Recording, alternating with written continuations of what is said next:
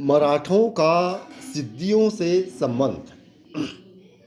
सिद्दी जो पहले निजाम शाह तथा बाद में आदिल शाह राज्य में सैनिक अधिकारी थी। 1670 के बाद से ही मुगलों की सेवा में आ गए थे। ये पश्चिमी तट पर नागोधना से बानकोट नामक स्थान तक सक्रिय थी। कान्होजी आंग्रे के प्रयासों से यद्यपि सिद्दियों की शक्ति में कमी आई, किंतु स्वराज्य का कुछ भाग अभी भी उनके अधिकार में था। शिवाजी की राजधानी रायगढ़ भी उन्हीं के अधिकार में थी। 1729 में कान्होजी की मृत्यु के बाद सिद्दी पुनः सक्रिय हो गए। दाभादे तथा संभाजी से युद्ध में व्यस्त रहने के कारण बाजीराव इनकी गतिविधियों की ओर ध्यान न दे सका, किंतु 1733 में सिद्दियों के प्रमुख रसूल चाकूत खां की मृत्यु के बाद उत्तराधिकार का संघर्ष छिड़ने पर उसके पौत्र अब्दुर रहमान ने शाहू से मदद मांगी।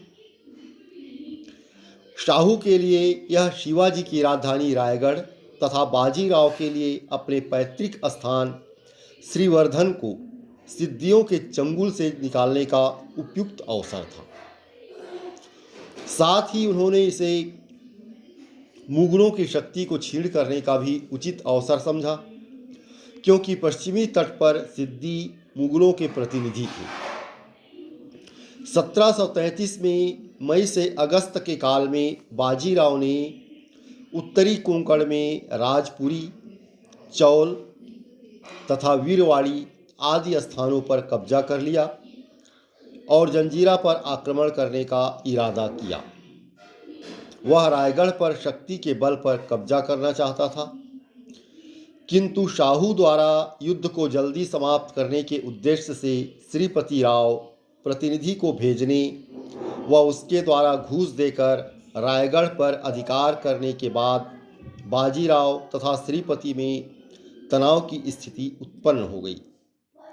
इसका फायदा उठाकर अंग्रेज तथा पुर्तगाली सिद्दियों की मदद के लिए तैयार हुए, क्योंकि वे मराठों को पश्चिमी तट पर अधिक शक्तिशाली नहीं होने देना चाहते थे। अंग्रेजों तथा पुर्तगालियों ने चौल पर आक्रमण करने का निश्चय किया। अंधेरी पर अंग्रेजों का अधिकार हो जाने से आंग्रे का क्षेत्र खतरे में पड़ गया। इसी बीच शेखोजी आंग्रे की मृत्यु से स्थिति और भी विकट हो गई। एक ओर तो उसके उत्तराधिकारी संभाजी ने बाजीराव के साथ सहयोग करने से इनकार कर दिया, तथा दूसरी ओर संभाजी तथा उसके भाई मानाजी में बंटवारे तथा सरखेल पद को लेकर संघर्ष प्रारंभ हो गया।